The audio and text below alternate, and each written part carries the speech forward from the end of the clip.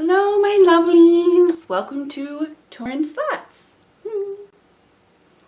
Today, I'd like to talk to you about clowns.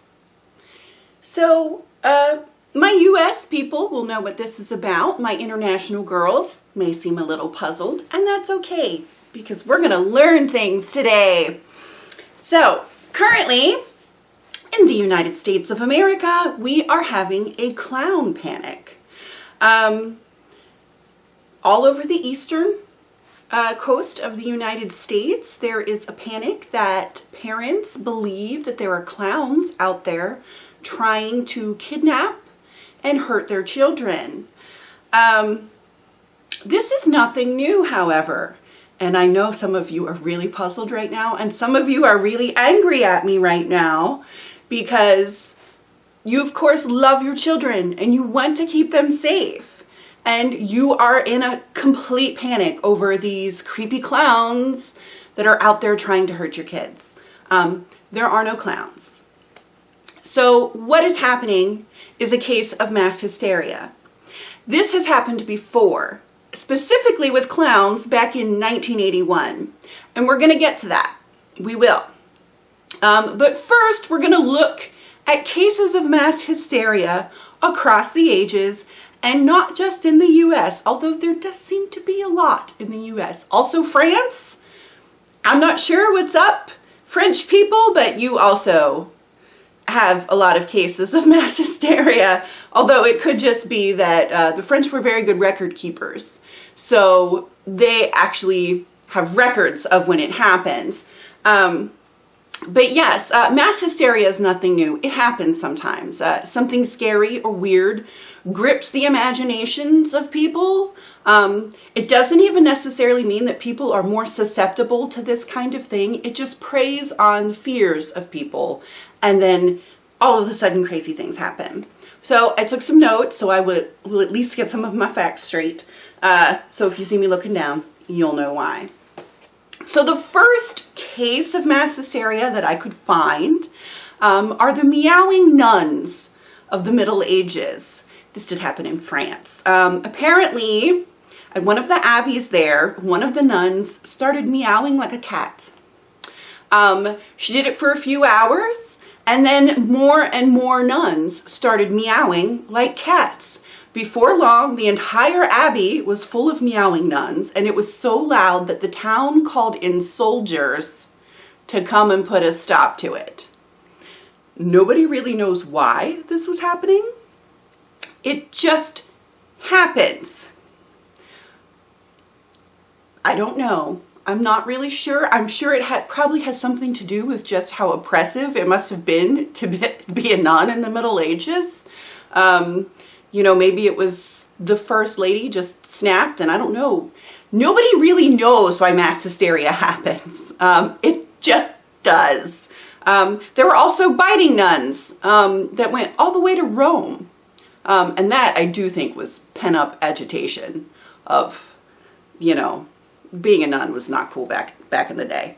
Okay, the second one was in 1518, and they refer to it as the dancing plague. This also happened in France. Mrs. Troffea just started dancing in the streets one day. By the seventh day, there were 34 other people just dancing in the streets. By the end of the month, there were 400, and they never stopped. They didn't stop to eat. They didn't stop to sleep. By the end of the month, 15 people had died of heart attacks, stroke, or exhaustion from dancing. Uncontrollable dancing. The dancing plague. Why? I don't know. Okay, this one's really famous in American history. The Salem witch trials of 1692. Most of you guys are going to know this story. I think even some of you overseas will know about the Salem witch trials. Witch trials in general are stupid. This is always to me, the witch trials, at least where they started in England, always seem to be more about patriarchal oppression of ladies. Although many men were burned as witches as well. It was a very convenient way to get rid of somebody you didn't like. Accuse them of witchcraft, and then the people come in and they torture them until they admit they're witches, and then they're dead. It's awesome. In the U.S., which ours happened in 1692, so that was quite a bit later. I do believe the English witch trials were in the 14 and 1500s. I may be wrong, but, you know, please just let me know.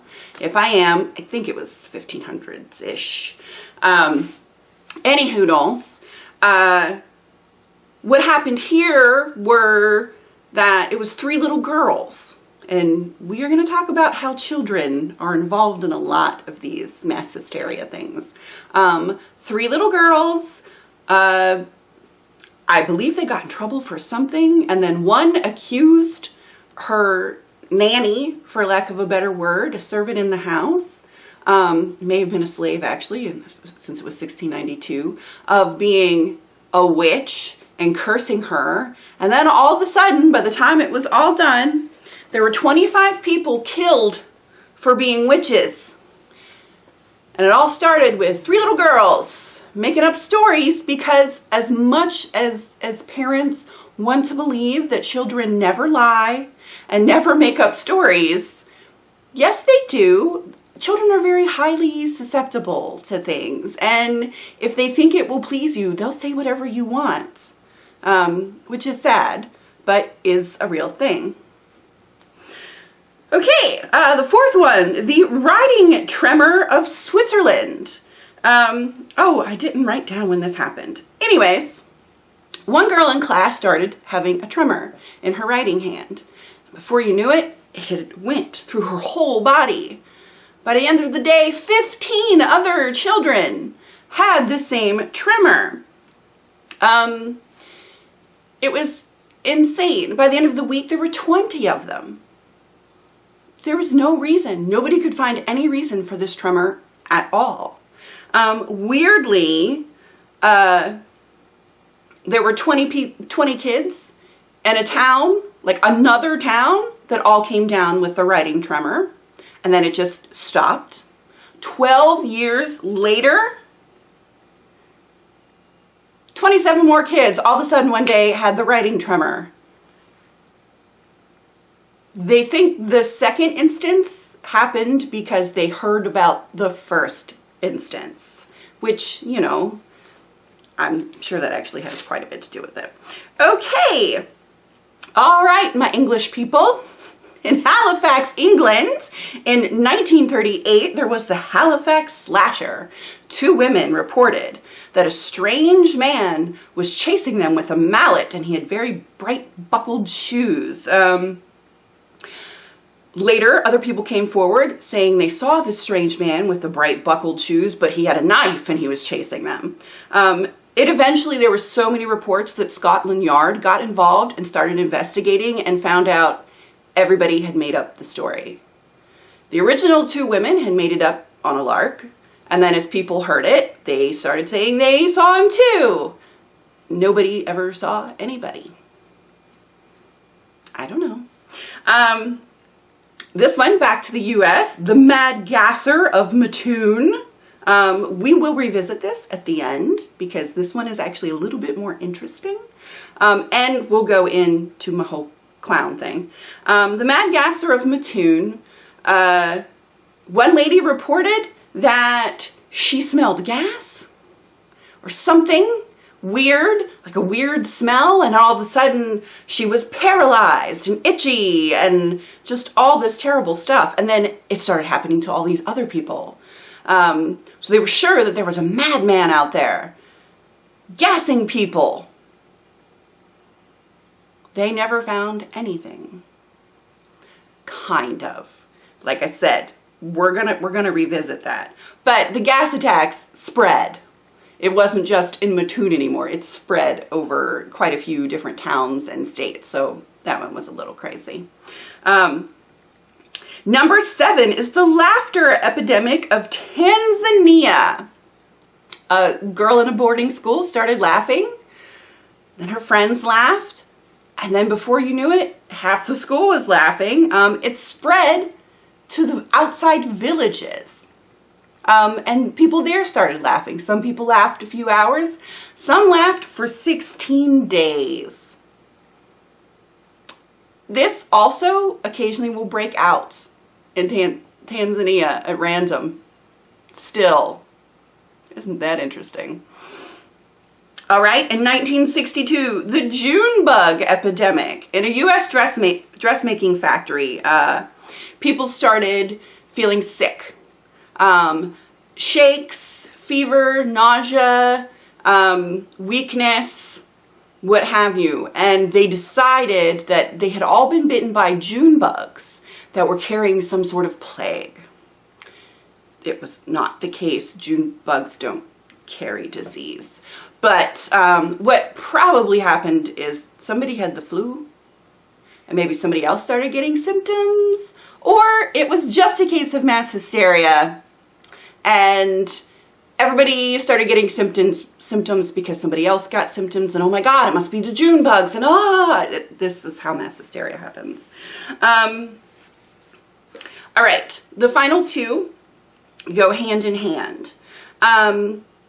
I was saving the clowns for last, although they happened before this one, and I do believe that after the clown panic of 1981, we were left with this next one, which is, if you want to Google all the terrible details, what you want to Google is the McMartin case. But it's the daycare ritual abuse scandals of the 80s and 90s. Satanic cults. Satanic cults were big when I was very young. I believe I remember them starting up in like 82 or 83. That the McMartin case specifically was really terrible in that these people had their lives ruined over nothing. They interrogated the children at the daycare so much that the children started saying that they were forced to watch ritual killings and torture and murder and all of this stuff by the Satan worshipers that ran their daycare. The people that ran the daycare never worshipped Satan. There were never any murders. There was never none of it was true. But the kids said it was true. And of course, the feeling was, well, kids wouldn't lie. Yes, they will. If they think it's what you want to hear, they will. So the authorities put so much pressure and scared these children so much that they started making all kinds of crazy stories. And the poor McMartins, their lives were completely ruined over nothing. When I was young, my mother was terrified of satanic cults. I remember rumors at my school that out in the woods there was some sort of altar and people were killing animals, and none of it was true. There was never an altar. People weren't killing animals. It was crazy. Which brings us to the Phantom Clown Panic of 1981. It started in Boston. Okay, so this is what happened. One child said that a clown, a person dressed as a clown, tried to get him to get into his van by candy or whatever to kidnap him. He told somebody this. Before you knew it, all these other kids were talking about this mysterious clown in a dark van that was trying to get them to get in the van.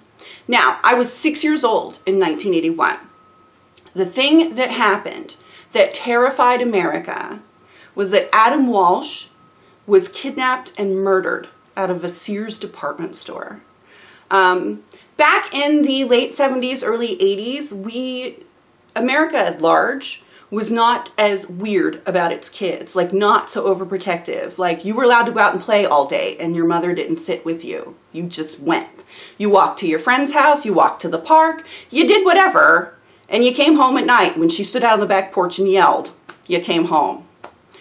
There weren't a lot of kidnappings. Of course, there were kidnappings, but they weren't reported like they are today with our 24-hour news cycle and stuff. And when Adam Walsh was kidnapped, it just struck this terror into the hearts of parents everywhere. I remember my mother weeping and being terrified, and all of a sudden we weren't allowed to go outside if she wasn't with us because she was terrified that somebody would take us. There weren't a lot of stranger kidnappings, so it was a big deal. And then when they found him murdered in a horrific way, it was just worse. Like I remember my mother being crazy over this. And I remember being scared because she was scared. And that's when they started teaching us stranger danger and things in school. And it was always like, don't get into a van with somebody offering you candy. And don't trust anybody. But of course, in our heads as strangers, we think of like boogeymen looking people, whereas it could just be the lady down the street that you may not know is also a stranger kind of thing. So I think that's where this panic took hold. And then this report of a clown trying to lure a child into a van, well, everything went crazy. And it didn't just stay in Boston. It sprawled into the outer boroughs, of course. And then it went to Pennsylvania. It went as far as Nebraska, for goodness sakes. Like, it just went everywhere, this crazy clown. They never found any clowns, and the police actually investigated. Like, every single clown that was in the phone book that did birthday parties, they were all investigated. They investigated the circus clowns. Like, anybody who was a clown as their job, they were all investigated. It was, of course, none of them. And nobody was ever actually kidnapped, murdered, molested, nothing. No clowns ever actually committed any crimes. This is back in 1981. In 2014, somewhere in California, Wasco, California, the Phantom Clowns came back. Now, it was a little different this time. First, you had reportings of creepy clowns in the night. They did eventually trace the origin of these creepy clowns in California back to a husband and wife team who were photographers and were taking some scary photos at night. They were doing a photography project about fears. And fear of clowns is a very real fear for a lot of people, and it was just one of their subjects. And they figure somebody saw them, dressed in get-ups and taking pictures one night, just saw them in passing, didn't realize what was going on, told somebody, yada, yada. And then it hit social media. And then you get the weird thing that happens where some people see this on social media and decide to become the story. They dress as clowns.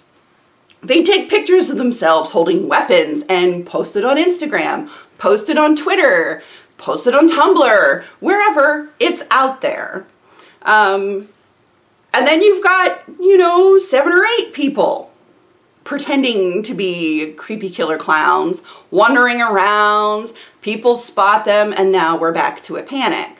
Now that was 2014. It settled down pretty quickly, and it was just in that one town. Now it's back again. And now, this is where we are. We are in a cycle of news media that is a 24-hour cycle. As in 24 hours a day, 7 days a week, they're trying to get news stories out there to you. This means they do not always fact check. They just report things as they come in. I swear it's like just gossip. Oh, did you hear about that? That's like nobody fact checks anymore. As somebody who minored in journalism, this hurts me on a deep level, but we're not here to talk about that. What we're here to talk about is now, when something like this happens, it goes national. It may even be international. Some of my international girls will have to tell me if they've heard about this thing. But not only is it the news media, it's also social media. The Phantom Clowns are all over my Facebook, my Twitter. It is insane. And some of my own friends are hysterically panicked and really upset because they fear for their children. And I am not making fun of their fear for their children. I absolutely understand that fear. But I don't think anybody is actually out to hurt your children. And if they were, I don't think they'd dress as a clown, because clowns are scary and kids don't like clowns. They just don't. Kids read faces. And a clown has one expression on their face, and this, on a deep level, freaks kids out because they can't read a clown's face to see what the clown is really feeling, because it's one expression and one expression alone. Like, this is like deep lizard brain instincts here. Kids don't like clowns. They just don't. Ask your own kids. I'll bet they don't like them. So if you were going to lure a child, I don't think a clown is the way to go. However, I am not saying there are not bad people out there cashing in on this craziness that's happening. There have been bomb threats, phoned into schools and stuff, or texted in even, because, we are in a digital age. I remember seeing one that was like, we're going to show up and kill people at one of these 6 schools. We'll just roll the dice, and whatever the dice says, that's where we're going to show up and do it. None of these have borne any fruit. It's not happening. Nobody is coming to your children's school and doing bad things. But we do live in an age where people randomly shoot up places or go on a stabbing spree, or there are mentally ill people in the world, and they will do dangerous, terrifying things. And I am sure out there somewhere are trolls and basically jerks dressing up as clowns, walking down the street, just trying to get in on all the terror, especially since it's October, and here in the US that's Halloween time and it's all spooky and scary. But people dressed as clowns are getting arrested because the cops are so tired of this happening. This is another case of mostly mass hysteria. I am almost positive. I am not saying that there isn't somebody out there that's going to try and cash in on this mass hysteria, or I'm not saying there aren't trolls out there dressing up as clowns driving down the street, maybe following your children and freaking them out, which is totally not cool. But I am saying those people are mostly trolls, like internet trolls, because they've got a mask on. I do believe one kid was arrested, a teenager. He was 14 or 15, walking around his neighborhood with a clown mask, knocking on windows. They arrested him for like criminal mischief or something. But you will have some of those. But the big conspiracy that there are these clowns out to get your children, I just don't think it's true. Now, I told you we would revisit the Mad Gasser. I do recommend that you listen to a podcast. It's episode 120 of the Dollop. I will put a link to the Dollop down here. Episode 120 was the Mad Gasser of Mattoon. And this was one that was a little weird. By and large, this was a case of mass hysteria. But it may have started as fact, as in the very first people gassed may have indeed been gassed, and then that was it. The person who did it just let it ride and caused this crazy terror by one simple act. It could be. There's never been any proof that that was the case, but I do encourage you to listen to that episode because it does cover mass hysteria. That is where I learned about the meowing nuns. But it can show you how one thing can happen and be true, but how for some reason it just spreads like the plague. Like the meowing nun. That nun was really meowing, but why did everybody else start meowing? We don't know. The human brain is majestic and awesome and very confusing sometimes. But yeah.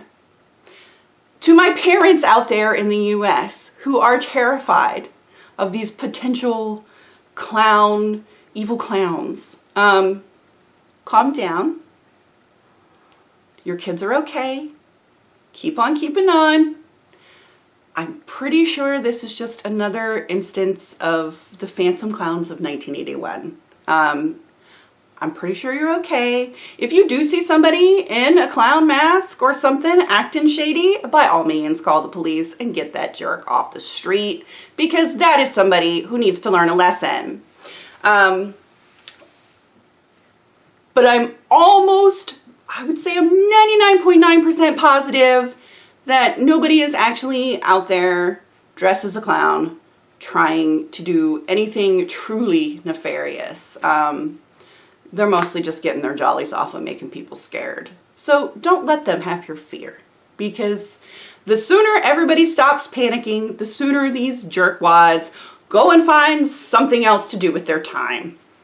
Okay, I love you guys. I realize this was very long, but we learned so much today. You can Google all of these things. They're readily available on the internet. If you want to learn more about mass hysteria, it's all there. It's kind of fascinating, and I'm sure any of my psychology chicks will be like, oh yes, this is so cool. And if you have anything else to say, please comment. We can discuss. But yeah, feel okay. I'm pretty sure your kids are mostly safe. Yeah, I don't think clowns are out to get them, and I want you to feel better. So please, now that you know that this is kind of a cyclical thing and it happens, you can rest easier. All right, I love you guys very much, and I will see you tomorrow. Until then, have a great day, and stay away from clowns, because they are just creepy. All right, love you guys.